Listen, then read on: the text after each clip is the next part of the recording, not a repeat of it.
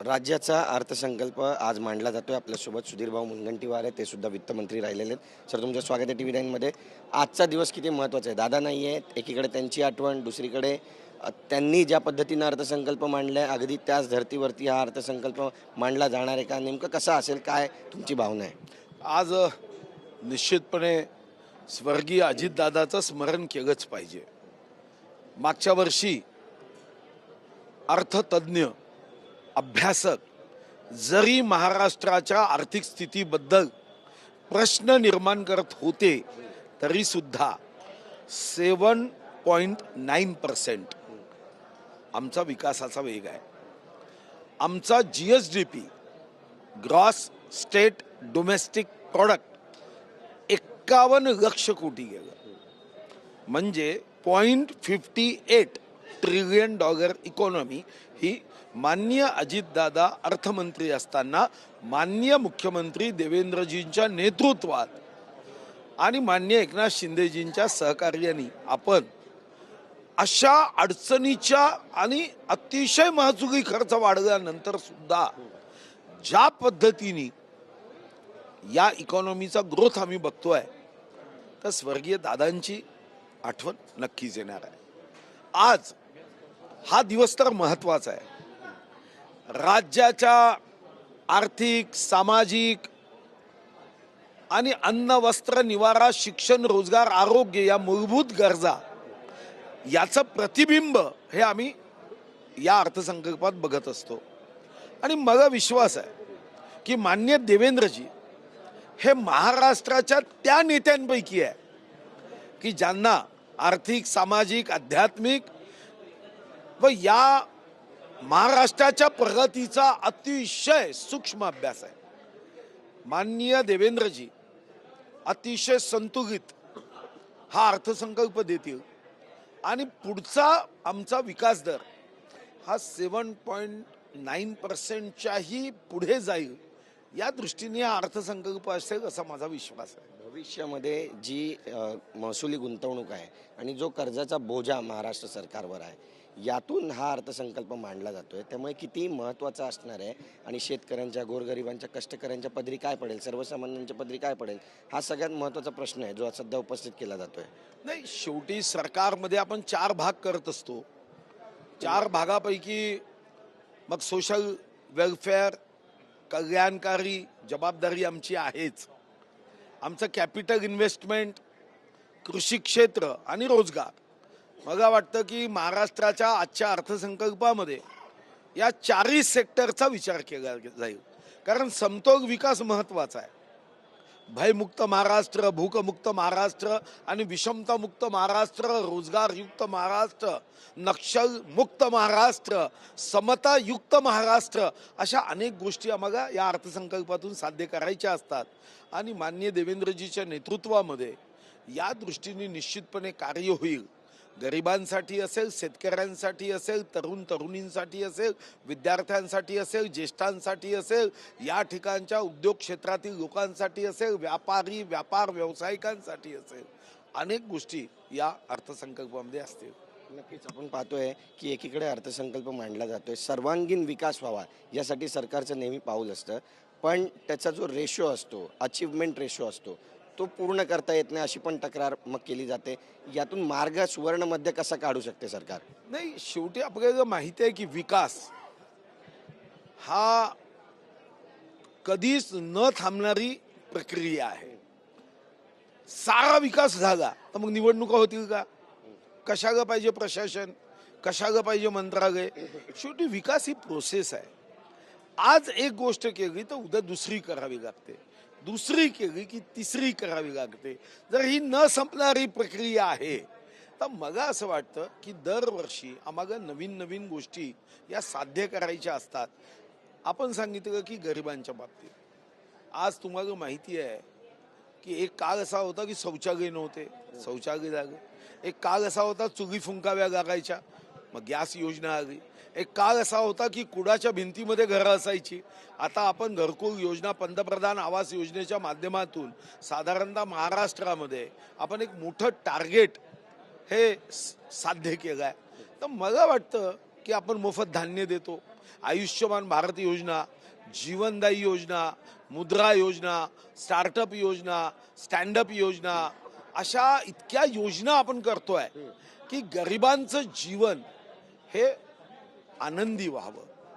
एकात्म मानववादामध्ये शेवटच्या पंक्तीत बसलेल्या व्यक्तीच्या चेहऱ्यावर हास्य निर्माण करण्यासाठी जे जे करता येईल, आनंदी जीवनासाठी जे जे करता येईल, तो प्रयत्न सुरू आहे. ज्या ज्या योजना मुख्यमंत्री एकनाथ शिंदे होते त्यावेळी सुरू होत्या, त्या योजना देखील सुरू राहतील का? लाडकी बहीण योजना किंवा इतर योजना, या सगळ्या योजना सुरू राहतील किंवा त्याच्यामध्ये वाढ केली जाईल?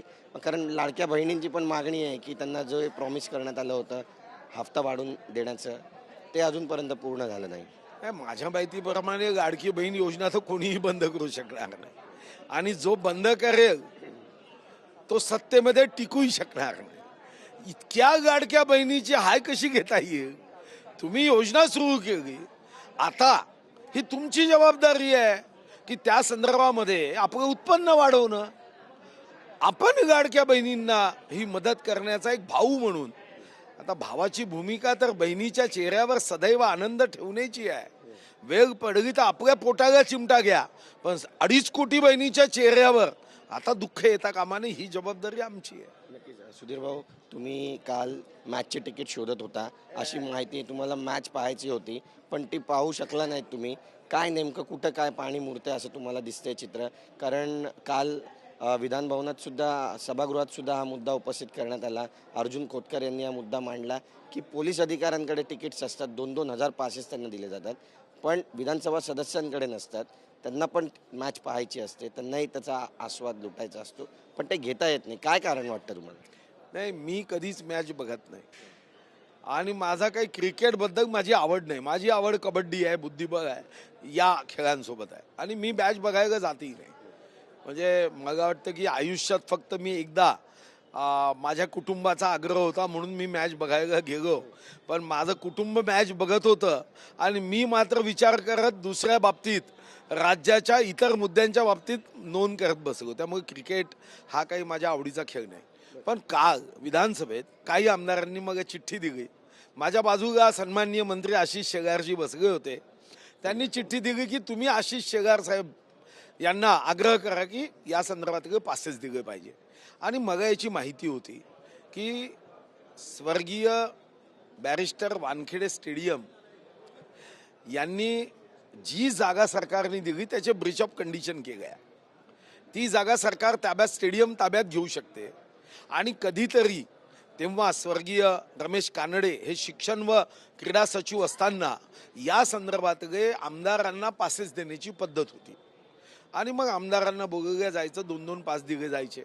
आता कालची मॅच ही काही आमदारांच्या दृष्टीने महत्वाची होती. मी पुन्हा सांगतो, मला क्रिकेटमध्ये रुची नाही, पण जेव्हा आमदारांनी मला सांगितलं तेव्हा मी मनात विचार केला की इंग्रजांना चले जाओ क्विट इंडिया, किंवा इंग्रज इथून जेव्हा गेले तेव्हा आम्ही होतो की नाही माहीत नाही, मागचा जन्म काय होता.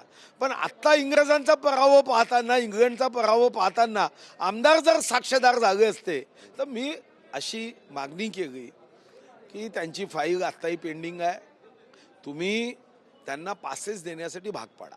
आणि मग सन्माननीय अर्जुन खोतकर साहेबांनी यामध्ये अजून पुन्हा जास्तीची माहिती दिली की पोलीस अधिकाऱ्यांना पासेस आहे आणि आमदारांना पासेस नाही. म्हणजे या ठिकाणी याची गंभीरता माननीय अध्यक्षांनी मग लक्षात घेतली.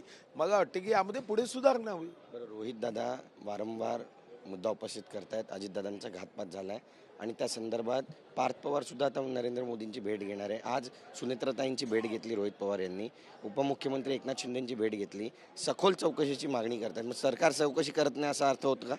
नाही, सुनेत्राताई म्हणजेच त्यांच्या काकी आहेत, त्या उपमुख्यमंत्री आहेत. मला वाटत नाही की त्यांची शंका आपल्या काकीबद्दल असेल. काकींवर विश्वास नाही काय? हां, त्यांना काही शंका आहे, चौकशी झाली पाहिजे. त्यांच्याकडे काही जास्तीची माहिती असेल तर सरकारने सांगितलंच आहे की आम्ही चौकशी करतोच आहे. जशी जशी माहिती या संदर्भामध्ये सन्माननीय रोहित पवार साहेब जी माहिती दिली त्याच्यानुसार चौकशी, आणि ह्या आंतरराष्ट्रीय स्तरावर विमान अपघात याची चौकशी करावीच लागते. हा प्रोटोकॉलच आहे. नक्कीच आपण पाहतोय इराण, इस्रायल, US मध्ये युद्ध सुरू आहे. आता संजय राऊत यांनी पंतप्रधान नरेंद्र मोदी यांच्या राजीनाम्याची मागणी केली आहे. त्यांचं असं म्हणणं आहे की डोनाल्ड ट्रम्प सांगतायत की रूसकडून तेल भारतानं विकत घ्यायला पाहिजे.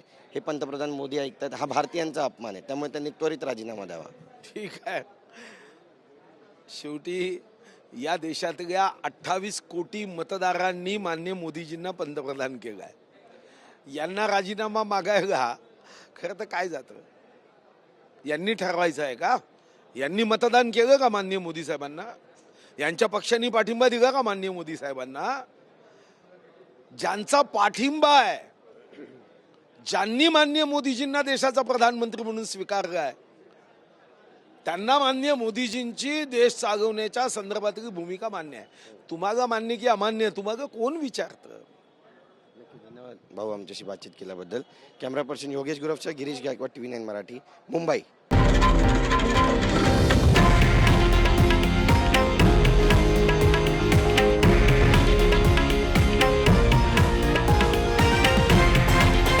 हे आहे देशातील नंबर 1 न्यूज नेटवर्क आणि आपण पाहत आहात TV9 मराठी, एकमेव.